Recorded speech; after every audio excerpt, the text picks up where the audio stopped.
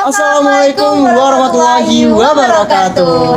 Halo Sobat Chef. Kembali lagi di Chef Talk to You episode ke-24 Cerita Kita. Nah, teman-teman semuanya, Sobat Chef yang ada di rumah, sebelumnya perkenalkan saya Hamid Askar Nesta, Mas Ujari, dan dua narasumber kita yang pada hari ini luar biasa banget, yaitu saya Revalina Ramanesha. Saya Seles Lestri. Nah, teman-teman semuanya, pada kali ini ya kita bakal membahas apa nih sih, Mas? jadi tema podcast kita pada kesempatan kali ini yaitu Korban bully jadi tukang bully. Apa sih tanggapan konselor sebaya generasi berencana? Nah, ngomong-ngomong bullying nih, mungkin di ruang lingkup IKMA sendiri ada nggak sih orang-orang suka bully atau apa? Kayaknya banyak sih, mulai dari TK tuh udah ada, SD, SMP, SMA, bahkan sampai kuliah pun ada. Wah, luar biasa banget ya. Ternyata memang bullying ini merambat gitu ya. Iya. Nah, mungkin teman-teman semuanya, mungkin teman-teman yang ada menjadi korban bully, mungkin ada juga teman-teman yang jadi tukang bully juga nih. Mungkin Iya. kan. Kan temanya tadi Korban bully jadi tukang bully. Mungkin akibat dari pengalaman dia ya. Nah, mungkin kita tanya kepada narasumber kita, mungkin pada Reva dulu. Iya. Pada Mungkin Kak Reva. Repa dulu nih ya. Kalau menurut Kak Repa nih, kan kakak pernah dibully apa enggak sih? Terus pernah merasakan bully itu pernah nggak?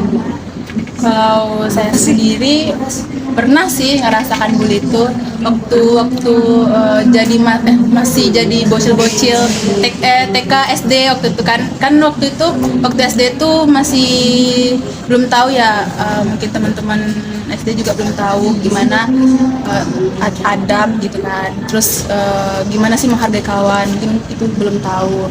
Terus saya juga pernah jadi korban yang ketika kan dulu tuh pakai rok sekolah SD-nya. Jadi teman sekelas saya tuh menurunkan rok saya kayak gitu. Salah satu dari kejadian di saya. Terus yang kedua tuh waktu dulu tuh ada yang namanya di kita tuh ada yang namanya kayak seseorang yang preman, terus dia yang paling baga, dia yang paling ditakuti gitu. Geng-geng gitulah ya berarti ya. Iya. Berarti serem ya sampai perempuan Iya. buka gitu. Seorang laki-laki ya. Iya. Itu sih yang pernah saya rasakan. Terus kalau misalnya tentang geng-geng yang tadi tuh, dia kayak dia yang preman, terus dia kayak nyuruh orang lain. Terus kalau misalnya dia nggak mau kan, orang yang dia suruh tuh nggak mau, nanti dia bakal ngejauhin, ngehasut untuk teman lainnya biar nggak usah temenan sama yang tadi tuh kan. Kayak gitu sih yang pernah saya rasakan. Oh, mungkin nih tanggapan dari Kak Stella juga nih. Tadi kan kita ngebahas ngebully nih. Bullying gitu kan. Bullying ini kan mungkin kita tahu bahwasannya di Indonesia ini marak nih, dan persenannya juga di atas 50% bahkan kan. Mungkin dari anak TK terkadang bullying ini merambat karena mungkin dia melihat misalnya abangnya yang mungkin kegiatan yang lingkungan di rumahnya yang kayak gitu mungkin kan. Mungkin tanggapan Kakak gimana gitu? Oke, mungkin dari kita kenal dulu nih bullying itu apa. Bullying itu teman-teman adalah segala sesuatu tindakan kekerasan baik secara verbal, fisik, emosional maupun sosial yang menyebabkan kerugian pada korban. Di sini tentu ada pelaku, ada korban gitu. Nah, kalau kita lihat telaah lebih dalam nih, menurut KVC Health System dan Jurnal Penelitian dan Pengabdian Masyarakat Universitas Padjadjaran, dari cerita teman-teman tadi tuh banyak hal-hal yang melatar belakangi kenapa sih bullying itu terjadi. Yang pertama itu adalah kurangnya perhatian dari keluarga. Nah, banyak tuh pelaku bullying tuh merasa kurang perhatian, haus perhatian keluarga, jadi dia merasa ingin menguasai orang lain. Muncullah latar belakang yang kedua, rasa ingin mengendalikan. Dia merasa berkuasa nih kalau dia bisa menyuruh-nyuruh korban, terus merasa aku bisa nih punya kuasa agar orang-orang turut ke aku. Terus ada lagi yang ketiga, dia meniru gaya bullying orang lain. Oh iya nih, bisa nih aku dapat geng gara-gara membuli. Terus yang keempat, yang mirisnya lagi, seperti tema kita hari ini, korban bullying menjadi pelaku bullying karena dia merasa selalu menjadi korban, dia ingin juga akhirnya berkuasa gitu kan, ingin mengendalikan orang lain. Ada juga faktor salah paham atau kurangnya pemahaman, miskomunikasi gitu. Terus ada lagi dorongan teman sebaya, ada lagi faktor lingkungan sosial yang terakhir yang paling kita sering dengar dari tayangan televisi dan media sosial. Jadi yang kita ceritakan dari awal sampai tadi, dari ADSD sampai kejadian seperti itu terjadi karena ya biasanya anak-anak itu belum paham. Jadi mereka ingin mengendalikan orang agar orang-orang itu melihat, oh ternyata kita bisa berkuasa loh. Seperti itu. Berarti ya Kak, faktor lingkungan, keluarga, teman sebaya gitu memang mempengaruhi ya? Iya, itu bisa membentuk perilaku bullying seseorang. Karena kadang kita tidak sadar, mungkin kita melihat orang lain sebagai pelaku, tapi bukan tidak mungkin kita sendiri yang sering berkoar-koar tentang bullying secara tidak sengaja kita melakukan bullying. Seperti itu. Nah mungkin Kak, tadi kan mungkin teman-teman belum tahu nih Kak Selani sebagai apa sih Kak? Nah teman-teman perlu ketahui mungkin Kak Selani adalah salah satu perwakilan genre Riau ya Kak? Iya, benar. Wow. Genre Riau yang mungkin paham akan yang namanya itu perilaku-perilaku remaja gitu.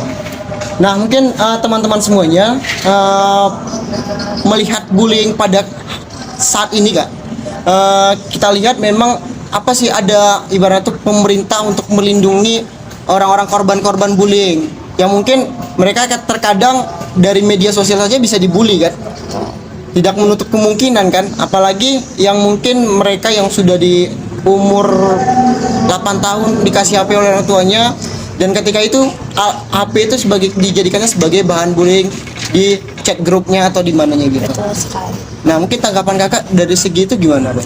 Kalau pemerintah untuk sejauh ini untuk kurikulum terbaru ya belum ada nih mata pelajaran yang emang benar-benar mewadahi agar teman-teman SD, SMP, SMA itu paham tentang bullying ini tadi. Tapi kalau dari ekstrakurikuler itu ada program namanya Pusat Informasi Konseling Remaja, itu dari BKKBN yang mewadahi agar teman-teman itu bisa diberdayakan. Salah satunya mengenal tentang kesehatan reproduksi, life skill, juga bagaimana sih remaja itu tidak selalu berpikiran negatif untuk melakukan hal-hal yang menyimpang seperti tadi. Kalau kami lihat dari kacamata organisasi ya, teman-teman yang mungkin menjadi pelaku bullying itu adalah teman-teman yang belum bisa diberdayakan secara optimal. Jadi mereka merasa beberapa ekstrakurikuler itu tidak perlu gitu.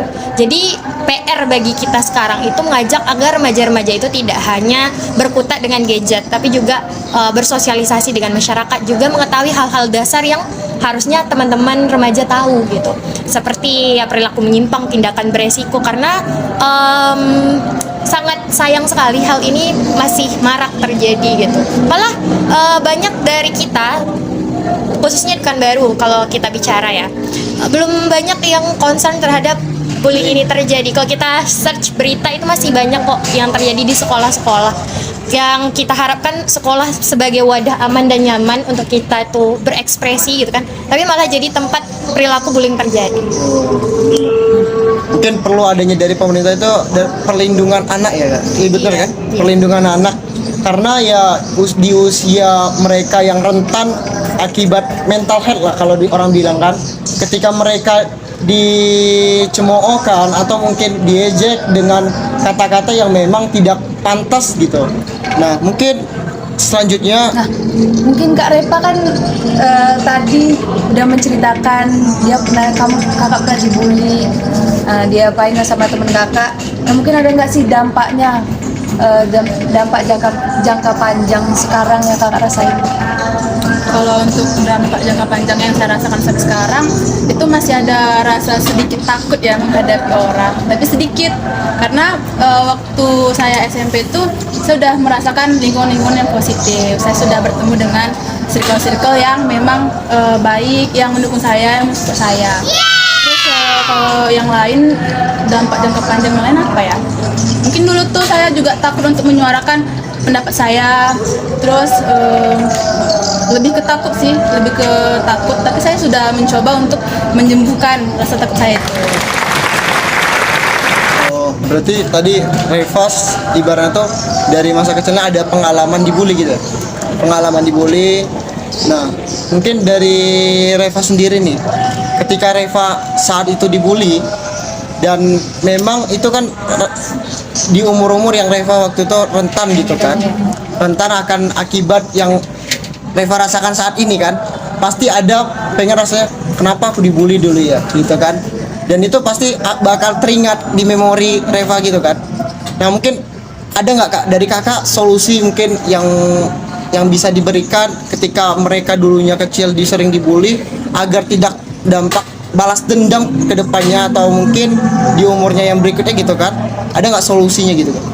Untuk solusi yang pertama yang bisa kita lakukan kepada korban bullying tentu saja dukungan emosional. Jadi kadang kita seringkali lupa untuk mensupport korban-korban ini agar dia bisa berdiri sendiri gitu. Kadang yang sangat ditakutkan ini ada ketergantungan dari korban bullying ini terhadap validasi dari orang lain gitu. Jadi kita harus memantapkan diri nih, mendukung si korban ini agar mereka tuh merasa mereka dibutuhin loh sama manusia lain. Terus memberikan afirmasi positif kepada mereka kalau ya yang apa yang dikatakan pelaku bullying itu coba kamu buktikan di masa depan kalau kamu tuh tidak seperti itu. Tentu saja ya dengan memberikan hal-hal yang positif yang bisa mendukung mereka tuh untuk bangkit lagi. Karena tidak sedikit juga pelaku bullying itu merasa ya apa yang mereka katakan ya tidak ada apa-apanya gitu. Jadi yang merasakan dampak tersebut ya korban bullying ini tadi. Jadi tugas kita, PR kita bersama, jika ada lingkungan kita atau teman kita yang terkena bullying, kita dukung secara emosional. Terus kita bantu ia bangkit untuk melakukan hal-hal positif agar ia tidak terlalu memikirkan hal yang tadi itu terlalu berkepanjangan seperti itu. Itu tadi yang bisa ambil nih mungkin kan ketika mereka terkena bullying ya berikan semangat lah pada mereka yang terkena bully gitu kan, agar kedepannya mereka bisa ibaratnya tuh kuat mental lah untuk kedepannya gitu kan. Nah selanjutnya juga kita lihat memang saat ini banyak sekali korban bully itu yang memang merasa masih berbekas gitu tadi yang sudah disampaikan, tapi kurangnya dari perlindungan pemerintah dan kurangnya pemerintah ini untuk memberikan support kepada mereka gitu kan, sehingga korban bully ini dianggap seperti biasa saja gitu, Kayak main-main gitu. kayak main-main saja, padahal itu berdampak negatif untuk kedepannya dia. Kepanjang. Nah mungkin dari kakak sendiri sebagai ibarat atau sebagai aktivis yang mungkin tahu di lapangan gimana mereka yang korban-korban bully dan lain sebagainya, gimana sih kak, apa sih yang sering terjadi gitu?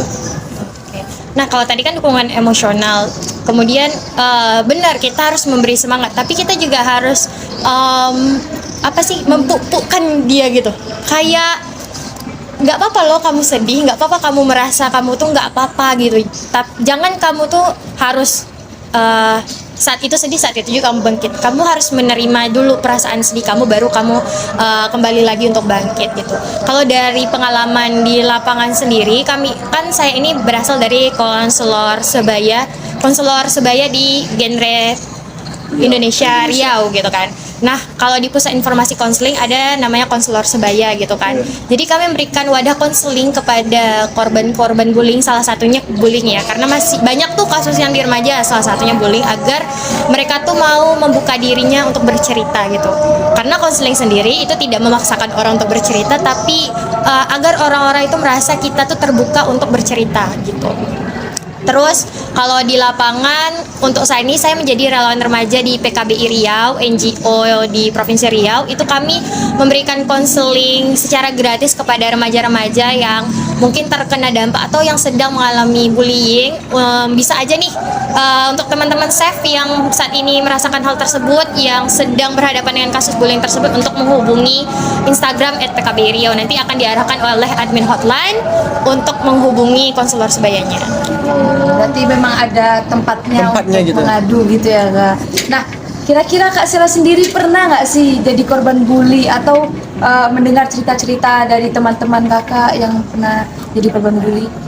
Untuk aku pribadi Pernah, karena waktu di zaman sekolah itu masih belum mengenal bullying, itu kan baru naik sekarang ya. Kalau dulu kan ejek-ejekan, menghina. Kalau sekarang baru kita, oh ternyata dulu aku pernah dibully ya. Tapi alhamdulillahnya untuk self boundaries aku menerapkan tidak terlalu untuk memikirkan hal tersebut di jangka panjang. Waktu kecil dulu nih, tapi kalau waktu dewasa udah baperan. Iya, Agak kebalik ya.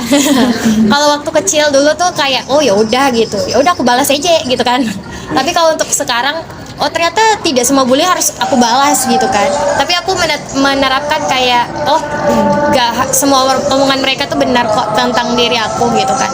Jadi itu yang bisa aku terapkan ke diri aku sendiri. Cara aku bangkit ya seperti sekarang ini aku ikut berbagai kegiatan-kegiatan positif yang sekiranya membangun branding diri aku, membangun skill-skill aku agar ya seperti kata-kata orang menutup mulut-mulut pembuli dengan prestasi. Iya.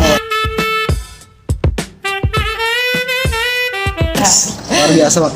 Nah tadi kan kita melihat dari berita saja nih, mungkin kan banyak berita saat ini beredar yang bullying itu sampai ke fisik, bahkan sampai koma orang gitu kan, sampai ibarat tuh di masa kritis dia lah gitu kan. Ya karena orang sekarang nih ibaratnya tuh ngebully bukan hanya sebagai bukan hanya dengan omongan saja, tapi bahkan sampai fisik yang mungkin membuat mereka lumpuh atau ibaratnya tuh bahkan apa namanya, kalau apa dibilang lumpuh total gitu ya.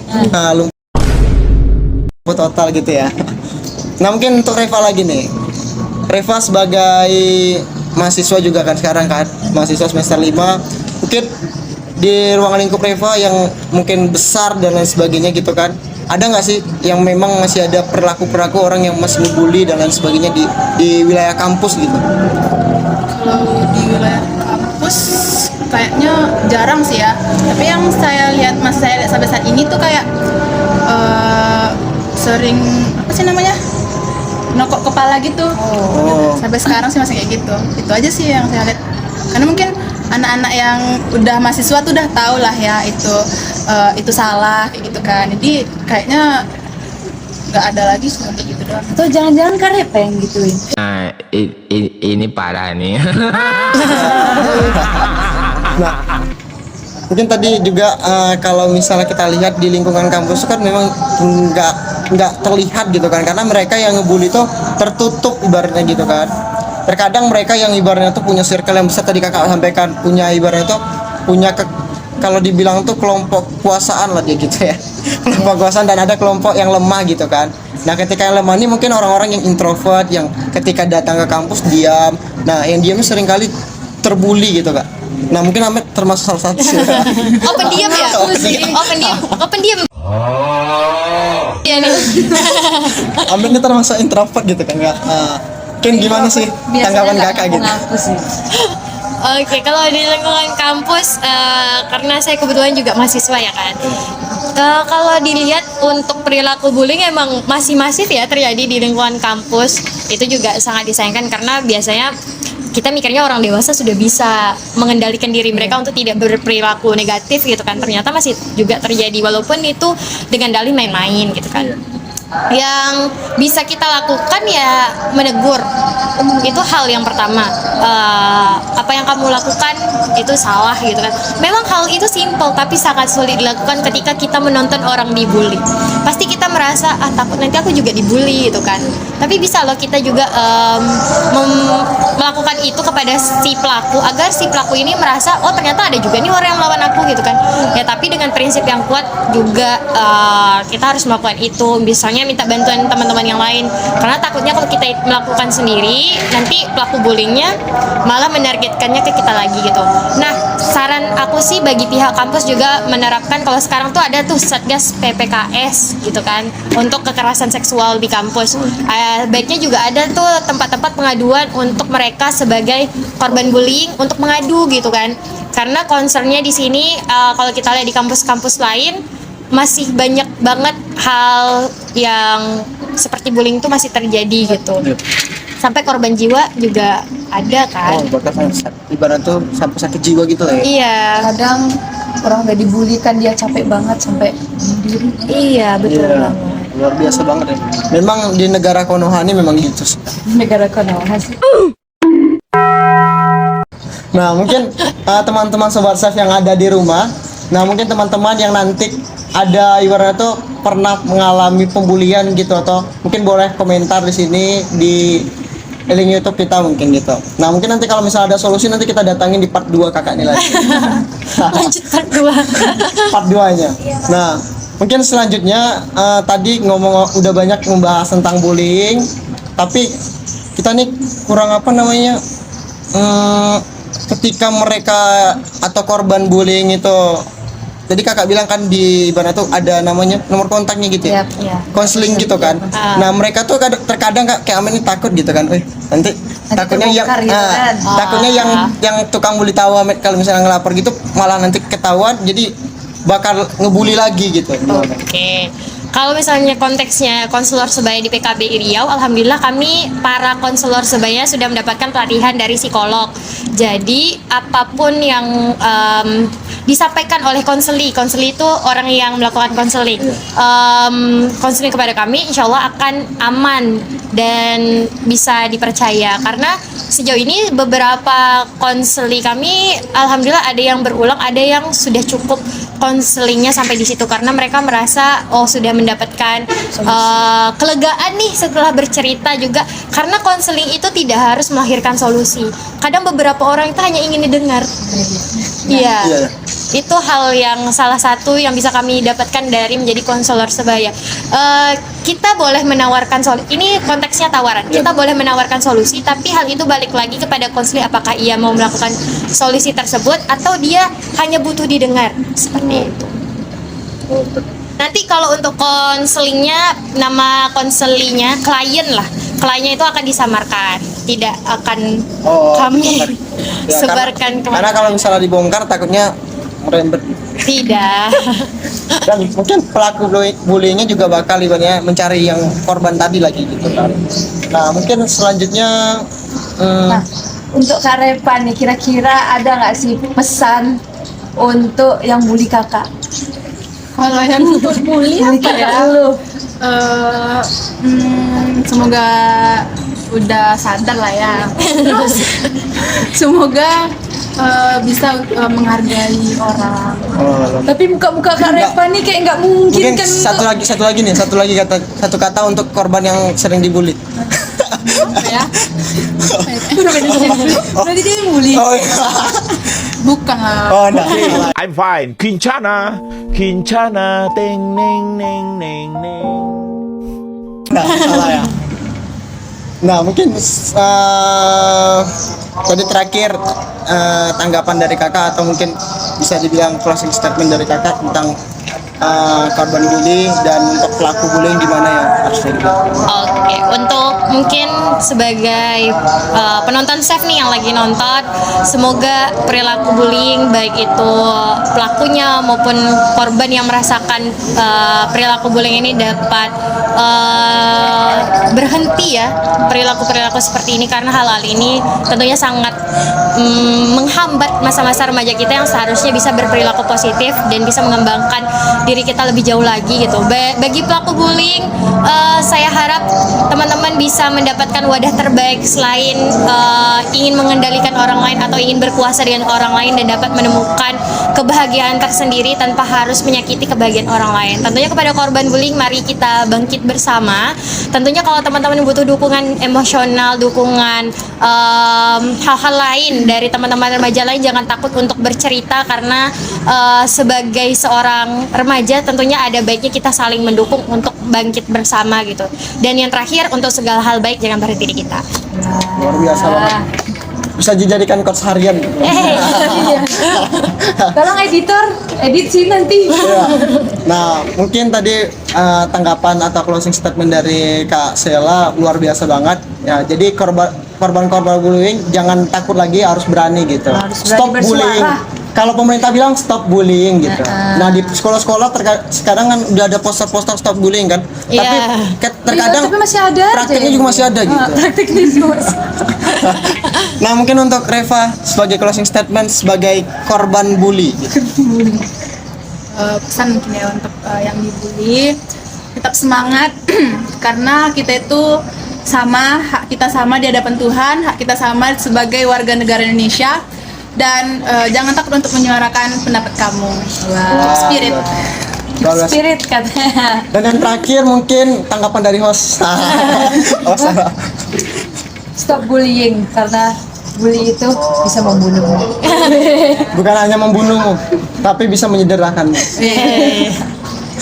Oke teman-teman semuanya, mungkin kayaknya udah terlalu asik, nanti takutnya berjam-jam. Aku tuh kasih. Iya. Oh, kakak mungkin boleh minum dulu kak. Oh iya. Memang terkadang gitu lah. Atau closing dulu nih baru minum. Enggak, kalau kakak boleh minum kan? Nanti Aku aja. liatin aja dulu. Oke, baik teman-teman sobat chef semuanya, jangan lupa nanti tuliskan di kolom komentarnya teman-teman yang menjadi korban bullying dan menjadi pelaku, stop, jangan melakukan bullying lagi, karena kalau tidak saya yang nyari kamu. Oke. Nah, mungkin itu aja podcast kita episode 24. Jangan lupa like, comment, dan subscribe di channel YouTube chef_id. Nah, See you. Nah, kami tutup. Wassalamualaikum warahmatullahi wabarakatuh.